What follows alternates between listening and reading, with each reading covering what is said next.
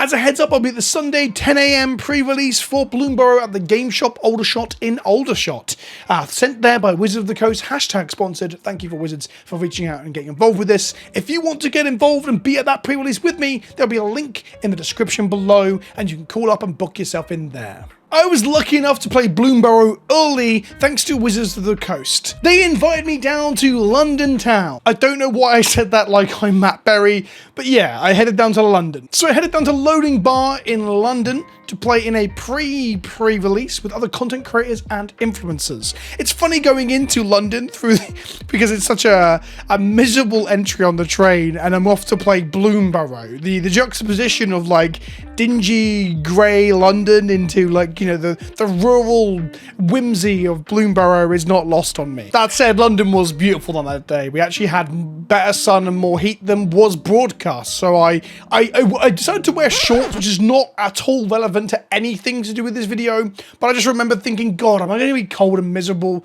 And it's actually completely the correct thing to do. There you go. There's a fun fact for you. I wore shorts. My knees were out. They were naked as the day I was born. For those who don't know what a pre-release is, you get a pre-release pack with a promo card and 6 boosters. Here's my box. And my wrap that was next to my pre-release kit. I didn't get to keep the wrap, by the way. Being held up here by Josh, also known as Prince of Biltan on Twitter. Look, I got to go and play Magic early and see cards that weren't even previewed yet, so massive thanks to Wizards for that. So I'm going to say I enjoyed myself, but seeing other members of the UK tabletop scene, people into Magic and D&D, there was D&D influences there as well, and playing Magic with them, and just playing Magic is wonderful. If you want to hear like how my whole vibe on just like Bloomburrow on its own, without talking about that, like a pre-release scenario, I had a video come out earlier in the week where I talk about how I feel like Bloomburrow is a refreshing return to form for Magic. It feels like that the days of Lauren or Theros, where it's a world that I'm glad to see added to the multiverse and the canon of Magic. You've got like mildly anthropomorphized creatures, they're woodland animals, but they act like sword-wielding warriors and wizards and such, but they are of the correct size, if you're not aware.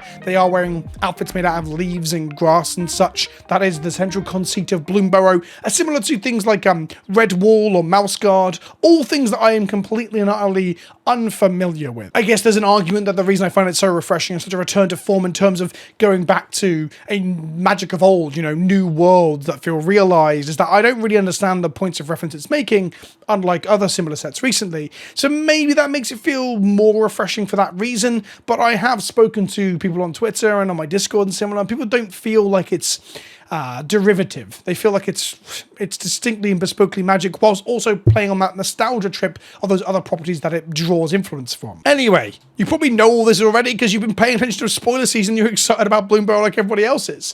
So yeah, we did a pre-release. I got to open my pool and I got to build a deck, and well, my rares were initially pulling me towards black, but then I hit Ral Zarek the Otter Mage. Our Crackling Wit is what he's called, but I'm always going to call him Otter Mage. If you don't know, when characters like Ral and other known Magic entities come to this plane, they get transformed into creatures from this plane, or animal types that fit on this plane. So in the case of Ral Zarek himself, who is in the main set, he becomes a powerful wizard otter, or an otter mage as I keep calling him. I kind of obsessed a little bit over Ral because, well, it's Ral Zarek the Otter Mage. Also, the card's really cool. It makes prowess otters, and whenever you cast non-creature spells, you also get to increase his loyalty too. So a spell slinger build around. I was going to force him in my deck anyway, even if my pool was pushing me towards black. I did get one of the cool Stormcatch mentors, which is like the signpost red-blue uncommon. It's a prowess creature that makes your spells cost 1 less. It's like a better version of Goblin Electromancer. So again, that's another card that pushes me into that spell slinger archetype. So yeah, that's where I ended up. I did splash green though to play some of my other rares. Yes, I'm focusing on rares, and you can't stop me. Let's talk about Dream Do Entrancer for a moment. A 4-mana 3/4 with reach. It's a frog wizard, which is already ticking all the boxes that I want ticked. When it ETBs, it taps a creature and puts 3 stun counters on it, and if you control that creature, you can draw 2 cards. So in essence, this 4-mana 3/4 either taps down one of their creatures for 4 turns, the turn you tap it down in, and then the 3 turns it just untap for with a stun counter, or you can sacrifice one of your own things, a token, an offspring, maybe with the offspring mechanic in the set, to draw some cards too, making it a pseudo Mold Drifter. This card ended up being the MVP in my deck, and my opponents, including Kai, that's pictured here on my left, who I ended up playing against, absolutely hated it, because I flickered it and return it to hand and reset it. There is a minor flicker sub-theme in blue and white in terms of returning cards to your hand. Splash Portal at sorcery speed, for example, which also draws you a card in cantrips if you do it to a frog, which it is. Skyscraper Duo, another one that flickers it out for a delayed trigger like Flicker Wisp and brings it back at end of turn. At one point, I had tapped down 3 different creatures with Dream Drew Entrancer. And then at that point, as I picked up the card just to look at it, because I'm kind of slowly falling in love with this card and think about how much I can flicker it in Commander when I get away from pre-release. That's one of the wonderful things about like playing Limited, by the way. If you're just a Commander player and you never play pre-release, you will discover cards that you will fall in love with them mechanically, or you'll have stories to tell about them, like the one I'm about to tell now, that will make you have a connection to those cards, and it might spike some ingenuity, or it might cause innovation in your deck building to try and do something else with your Commander deck builds. I looked at the card closer, which I'm not holding in my hand right now, by the way, because yeah, the pre-release kit that I've got is in this room somewhere, but I've just redone my office, hence the new angle, by the way. And basically I need to make this video and get on with my life. And I could not find it this morning as I dug through the boxes and boxes of stuff that are in those cupboards. Either way, I can't find my RAL. When I find it, it's going into Minikube, by the way. I'm going to get it signed. Signed. I'm going to date it for the date that the pre-release that we went to was. Not signing it. Signing it myself would be weird. I put it into Minikube because it will forever remind me of this opportunity to go play a set before it came out, which is pretty sweet. I've got some stuff from the pre-release for Thrones of Eldraine that I did as well. Anyway, back to the Dream Do Frog Wizard. This guy, it's a Hypnotoad. And it didn't dawn on me until I'd like cast it twice, flickered it twice. Might have been 3 times actually. This card was nuts in one game.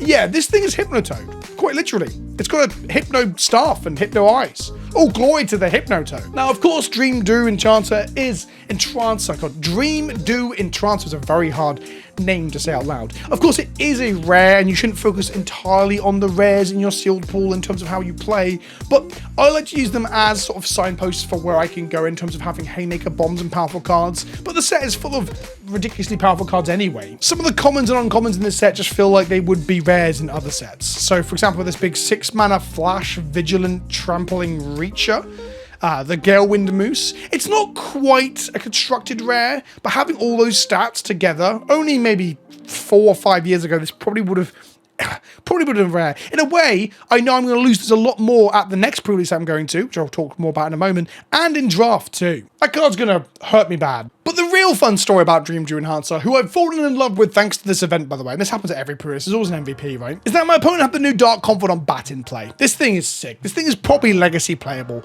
A 3-mana 2/3 Bat Warlock with Offspring. So for 4 mana, you can get a 1/1 copy of it as well as it enters the battlefield as you cast it. It has flying. At the beginning of your upkeep, reveal top card of your library, put that card in your hand, and you lose life equal to its mana value. So in essence, it and its Offspring copy will draw you extra cards, but at the pain and the hurt of their CMC. If you hit lands, it's 0. So that's pretty sweet. Basically, it's greatness at any cost. So my opponent has one of these in play, and we are beating down. We're playing 2-headed giant, and we are beating down pretty well. But our opponents are starting to stabilize with flyers in the air, being able to chip over our life total. So I tap this down with my Dream Do Enchanter, I tap down another flyer with a Flicker spell, then another flyer with a Flicker spell, and Darkstar Augur eventually domes our opponent for 3 damage and 4 damage, bringing them down to 4 life. We have no flyers, we can't get through all their ground creatures, but we do have them on 4 life.